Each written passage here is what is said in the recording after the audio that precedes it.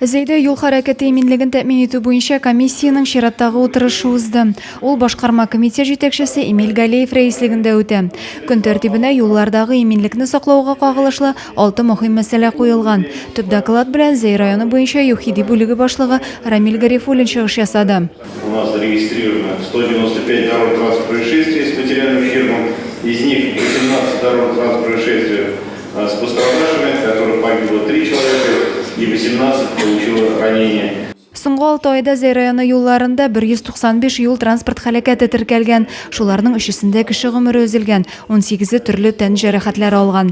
Узған елның шушы шүрі білән шағыштырғанда өлім ұшырақлары да авариялар саны да артқан. Рамиль Гарифуллин сүзләренә қарағанда халакет барлыққа келуге юлларның түзіксізлігі, юл билгелерінің дұрыс һәм жетерлік булмауы да зор роль уйный.